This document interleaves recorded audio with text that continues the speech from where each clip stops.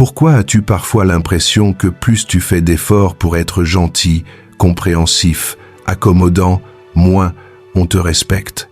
Comme si, à force de vouloir plaire, ta confiance s'effaçait peu à peu. Comme si poser tes limites devenait presque une faute morale. À l'extérieur, tu souris, tu aides, tu t'adaptes. Mais à l'intérieur, quelque chose se tend.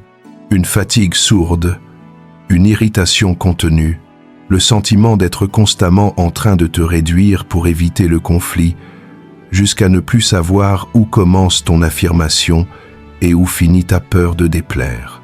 Tu te dis que c'est normal, que tout le monde fait des compromis, que c'est le prix à payer pour être apprécié. Mais le respect ne vient pas. Tes limites ne sont jamais vraiment reconnues. Et une solitude silencieuse grandit en toi. Alors pose-toi la question, combien de temps encore vas-tu croire que cette gentillesse excessive te protège alors qu'elle t'épuise? Le stoïcisme ne t'invite pas à subir. Il t'invite à voir la réalité telle qu'elle est, ici et maintenant, pour décider consciemment de devenir une version plus alignée de toi-même. Le problème n'est pas ta bonté. Le problème, c'est ce que tu cherches à obtenir avec elle. Cesser d'être trop gentil ne signifie pas devenir dur ou agressif. Cela signifie comprendre qu'être incapable de dire non n'est pas une vertu, mais un déséquilibre. Poser ses limites n'est pas un acte de violence, c'est un acte de lucidité. Épictète le disait clairement, « Ce ne sont pas les événements qui nous troublent, mais les jugements que nous portons sur eux. » Et sur cette chaîne, nous utilisons cette sagesse ancienne pour t'aider à retrouver une affirmation calme, une confiance enracinée, un respect qui ne dépend plus de l'approbation des autres. La première limite est simple, mais radicale. Cesse de t'excuser d'exister. Tant que tu agis comme si ta présence devait être justifiée, tu offres inconsciemment aux autres la permission de te dépasser. Tu ne peux pas bâtir une vie solide sur des excuses permanentes.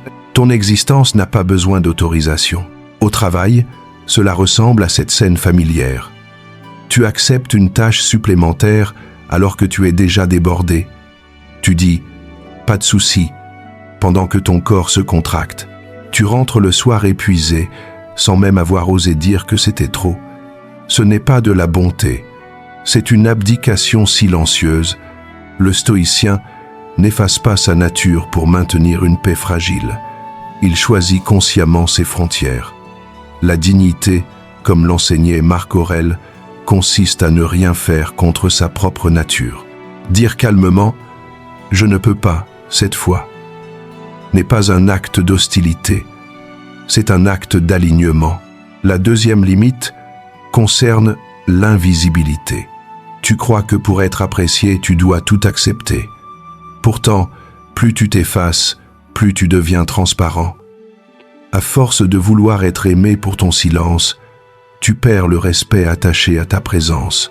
En réunion, quelqu'un reformule ton idée comme si elle était la sienne.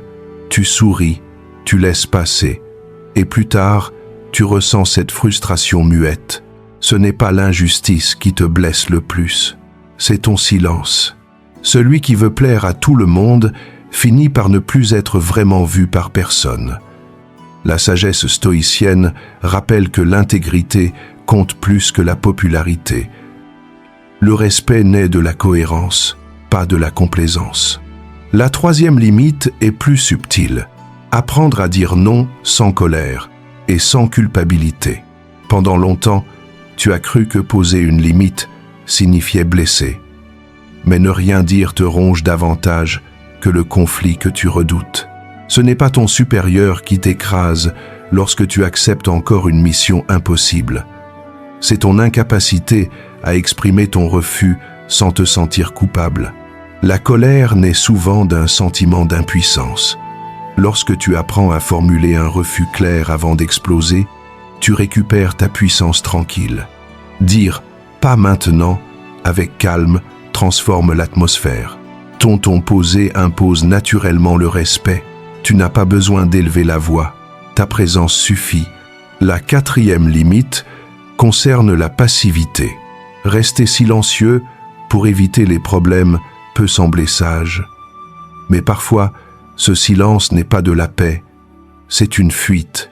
À force de ne pas t'affirmer, tu perds ton ancrage. Ton énergie se dilue. Les autres finissent par te contourner, non par méchanceté, mais parce que tu leur as inconsciemment appris que ta parole était négociable. Marc Aurèle écrivait « Cesse de débattre sur ce que doit être un homme bon, sois-le ». Être bon ne signifie pas être effacé.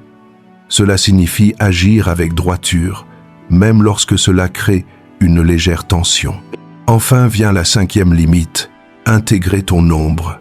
Tu as appris à cacher ta colère, à étouffer ton instinct de puissance comme s'il était dangereux. Pourtant, nier cette part de toi ne te rend pas vertueux, cela te rend incomplet. La véritable maîtrise ne consiste pas à supprimer ta force, mais à l'apprivoiser. Un homme incapable d'être ferme n'est pas pacifique. Il est simplement inoffensif. Le stoïcisme ne cherche pas à t'affaiblir. Il cherche à t'unifier, à rassembler ta lumière et ton ombre, ta douceur et ta fermeté, ton ouverture et ta structure. Lorsque tu n'as plus peur de ton propre pouvoir, tu n'as plus besoin de l'imposer. Il se ressent naturellement. Et c'est là que quelque chose change profondément. Tu n'essaies plus d'être aimé à tout prix. Tu choisis d'être aligné. Et lorsque tes paroles correspondent à tes valeurs, lorsque tes oui sont sincères et tes non assumés, la confiance renaît, l'attraction revient, le respect s'installe. Apprendre à te respecter transforme la manière dont le monde te traite. Parce qu'au fond, devenir la meilleure version de toi-même n'a rien à voir avec plaire davantage. C'est apprendre à te tenir droit, calmement, dans ta propre vérité. La vraie question n'est plus « comment plaire ?» Elle devient « comment te posséder pleinement sans être dominé par tes impulsions ?» Dans les transports, dans la rue, au quotidien, ces petites humiliations silencieuses se répètent. Quelqu'un te bouscule sans un mot. Un inconnu passe devant toi dans la file. Tu ressens cette montée d'irritation, rapide, presque brûlante, puis tu l'étouffes.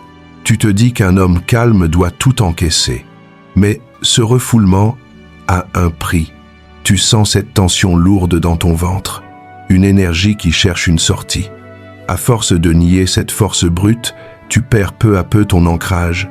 Ta présence devient plus faible, plus hésitante. Épictète disait « Ce n'est pas la tempête qui fait chavirer l'homme, mais sa peur du vent. » Voilà le paradoxe du gentil garçon. Il craint tellement sa propre puissance qu'il finit par devenir impuissant. Le stoïcien ne cherche pas à supprimer ses émotions. Il apprend à les diriger. La colère maîtrisée devient courage. L'énergie contenue devient détermination. Reconnaître ton ombre ne signifie pas céder à la violence. Cela signifie accepter ton humanité entière. Ce n'est pas ton feu intérieur qui est dangereux, c'est l'absence de cadre qui l'empêche d'éclairer. Marc Aurèle enseignait que l'homme libre est celui qui règne sur lui-même. Cette liberté ne vient pas du déni, mais de la maîtrise. Lorsque tu apprends à gouverner ton énergie au lieu de la fuir, tu comprends qu'arrêter d'être trop gentil, c'est en réalité t'autoriser à exister pleinement. Au travail, cela se manifeste clairement. Face à un collègue manipulateur ou condescendant, tu ne t'excuses plus par réflexe, tu ne t'emportes pas non plus, tu exposes simplement les faits. Voix stable, regard calme. Et l'autre comprend instinctivement, tu n'es plus manipulable. Ce n'est pas de l'agressivité, c'est de la solidité. Intégrer ton ombre, c'est cesser d'avoir peur de toi-même. C'est devenir fort sans dureté, bienveillant sans faiblesse. C'est cet équilibre qui prépare la prochaine étape, la 6e limite, lorsque le respect devient non négociable. Dire non est souvent perçu comme un affront. Pourtant, dans la philosophie stoïcienne, refuser ce qui heurte ta dignité est un acte de clarté.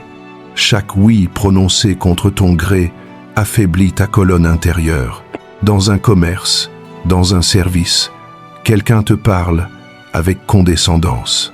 Tu t'excuses alors que tu n'as rien fait. Tu ressens cette pointe de honte mêlée de frustration. Et pourtant, au fond, une voix te dit « Cela suffit ». Si tu ne défends pas ton périmètre, personne ne le fera à ta place. Le stoïcien ne provoque pas. Il se tient droit. Dire calmement « Je ne suis pas d'accord » ou « Ce ton ne me convient pas » n'est pas une déclaration de guerre. C'est une affirmation de dignité. Refuser sans colère est une preuve de maturité. À mesure que tu pratiques cette fermeté tranquille, ton rapport au monde change. Tu cesses d'être celui qu'on contourne, tu deviens celui qu'on considère. Puis vient la 7e limite, choisir la force plutôt que la validation. Pendant des années, tu as confondu paix et approbation. Tu as cru qu'être aimé signifiait plaire. Mais vouloir être validé, c'est remettre ta valeur entre les mains des autres. En réunion, tu présentes une idée et scrutes les visages. Un sourire te rassure, un froncement de sourcils te déstabilise. Tu ajustes ton discours pour séduire plutôt que pour être vrai. Et en sortant, tu ressens ce vide discret. Celui qui naît quand tu échanges ton intégrité contre quelques signes d'acceptation. Celui qui se suffit à lui-même devient invincible. Le stoïcien ne méprise pas l'opinion des autres. Il cesse simplement d'en dépendre. La véritable confiance ne vient pas du consensus. Elle vient de la cohérence. Accepter d'être parfois incompris, c'est retrouver ton centre. C'est parler non pour convaincre, mais pour être aligné. Marc Aurèle écrivait « N'attends pas que les événements arrivent comme tu le veux. Décide de vouloir ce qui arrive. » Cela signifie « Concentre-toi sur ce que tu contrôles, tes paroles, tes choix, ta droiture. » Lorsque tu fais cela, poser tes limites devient naturel. Non pour éviter le rejet, mais pour rester fidèle à toi-même. Et cette transformation s'étend à ta vie familiale. Là où tu cherchais autrefois à apaiser tout le monde, tu parles désormais avec calme. Face à une critique injuste, tu réponds simplement « Je comprends ton point de vue, mais je reste aligné avec ma décision. » Le silence qui suit n'est plus conflictuel. Il est respectueux. Choisir la force stoïcienne plutôt que la validation n'est pas un retrait du monde, c'est une reconquête intérieure. Tu n'as plus besoin d'être parfait pour te sentir légitime. Ta stabilité vient désormais de l'intérieur. Et dans cette paix ferme naît un charisme tranquille. Celui d'un homme qui inspire non parce qu'il cherche à convaincre, mais parce qu'il incarne ce qu'il croit juste. Tu as parcouru un chemin exigeant. Tu as affronté tes peurs. Tu as reconnu les illusions qui te maintenaient dans la complaisance. Tu as compris que la transformation ne concerne pas l'image que tu renvoies, mais la maîtrise silencieuse que tu cultives en toi. La sagesse stoïcienne t'a appris à distinguer ce qui dépend de toi, ton attitude, ton calme, ta droiture de ce qui ne dépend pas de toi, les opinions, les attentes, les jugements. L'obstacle est devenu le chemin. Ce que tu croyais être une faiblesse est devenu une discipline. Chaque refus posé sans colère est un acte d'affirmation. Chaque silence choisi consciemment est une preuve de maîtrise. Le développement personnel inspiré du stoïcisme n'est pas une quête d'invincibilité. C'est un apprentissage patient. Savoir quand agir, quand parler, quand laisser passer. C'est ainsi que naît cette paix solide qui ne dépend plus du regard d'autrui, mais de ta cohérence. Souviens-toi, la sagesse n'est pas un état final, c'est un mouvement constant vers plus de clarté. Continue d'avancer sur ce sentier étroit où force et douceur se rejoignent, car celui qui choisit chaque jour la vertu plutôt que la validation découvre peu à peu qu'il n'a plus besoin d'être approuvé pour exister pleinement.